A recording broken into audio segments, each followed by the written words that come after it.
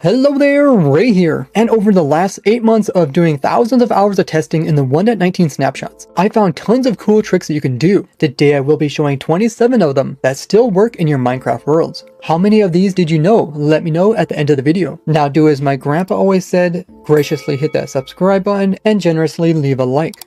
Despite the veins being similar to vines and lichen, both those can be placed by cactus, but if you come in with a vein, it'll actually break it off.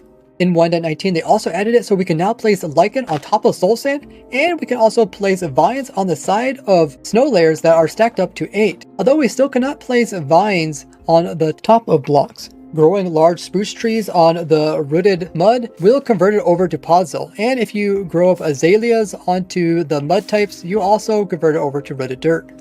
With the mangrove roots being waterloggable, it's now possible to get a mini fish tank. You do this by first waterlogging the top root, then having a second root underneath, and then coming in with your bucket of fish and clicking on that, and the game will stick the fish in the top one. Then you can come in and remove the water from that one as well as the block, and the fish should stay inside unless he tries to pathfind to a nearby place.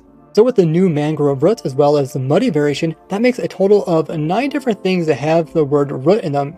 The small propagules that come from the trees are the exact same ones that you plant as saplings. And you can even see this with a debug stick if you use it on one of these little ones and you change it from not a hanging one, but from a little nub to a full grown one. Then if you just place some dirt underneath this one and bone meal this one up, you can see it actually does grow into the tree. Java is now capable of having lily pads placed on top of leaves that are waterlogged. This makes another cool feature and parity fix between Java and Bedrock. Slime might be great for the player to land on, but it's not such a soft landing for a boat chest as it will cause it to break and spew out all its items. The boat itself gets turned into planks and sticks, which normally isn't possible when you break down a chest boat. With the new Swift Sneak enchantments for your pants, lets you move really fast, not only sneaking, but also crawling. So using this with a combination of other mining tricks, you can quickly get all the ores you need, all without having to worry about mobs spawning inside of your tunnels. Speaking of no hostile mobs, if you mine in the deep dark biome, no mobs can naturally actually spawn here besides the warden. And those only spawn from shriekers, which after you remove, you're now in a peaceful area, just like your Mushroom Islands. Just like mobs can spawn on soul sand as well as 8 layers of snow, they can also spawn on the new mud block. Oddly enough, even though honey blocks are closer to being a full block than those other blocks, they don't let any mobs spawn on them. You guys know that Catalyst will go ahead and will put off little particles and convert nearby blocks when a mob dies that has XPs. But the Catalyst will still actually put off particles even if it's a mob that doesn't drop XPs, it just won't convert stuff. So something like a villager and even a armor stand, which doesn't seem alive at all, notice it does actually put off the little particles. This also applies to Ender Dragon. Notice that Ender Dragon will come up and has a longer death phase, but will eventually die, producing the particles on the catalyst, but not converting the nearby endstone.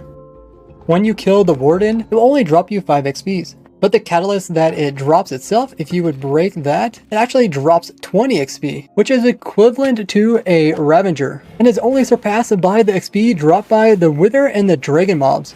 But if you use my automatic warden farm, this thing will produce 200 wardens, meaning 200 catalysts, all just being some free XP that you can come in and pick up 24/7 in loaded chunks, which is equivalent to getting level 45 without having to do any extra work. Despite the warden having a powerful range attack, it is no match for the Alay's regeneration abilities. Doesn't matter how many times he gets blasted about, the Alay just keeps coming back and regenerating, staying alive. But if your Lay happens to die, this can be prevented just by giving it a totem of undying. Instead, it will actually use the totem and save itself, just like a player does. And if your Lay is getting bullied, you can actually make it stronger, just by giving it an armor piece that has thorns on it. Once it has the armor piece in its hand, it will now be able to actually fight back with the thorns effect. You can see that the Zoglin sometimes takes damage from the thorns. The Lay will continue to regenerate, but the mob will continue to lose hearts until it dies. Despite the Lay being considered yours when you give it an item, other players can still come in and snatch the item from the Lay, essentially stealing from you.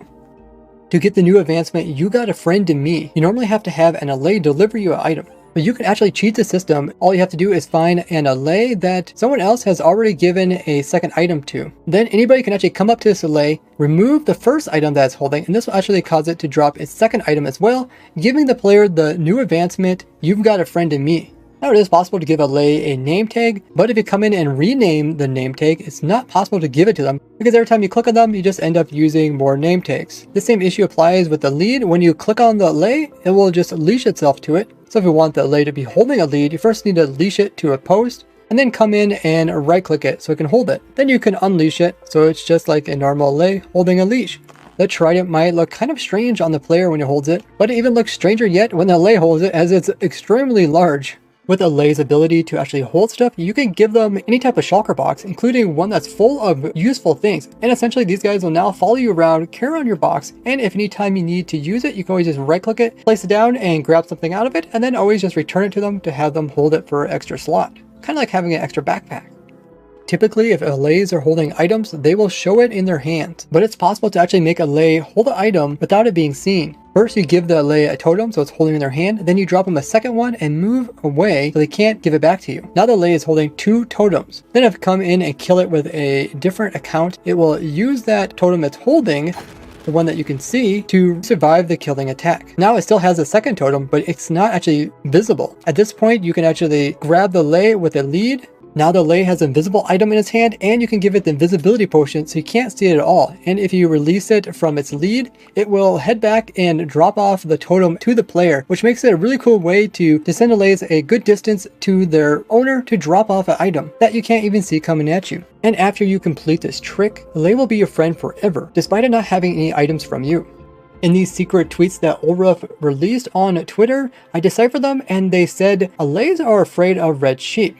Although this did come out a while ago before lays really had too much function, it seems that lays aren't actually afraid of red sheep. Red sheep are a bit unique in that evokers will actually convert any blue sheep to red sheep that are nearby. This might have to do with something related to the lays, as the lays might be considered like friendly mobs, similar to villagers, and would then be afraid of anything that's related to the illagers, including them converting blue sheep to red sheep.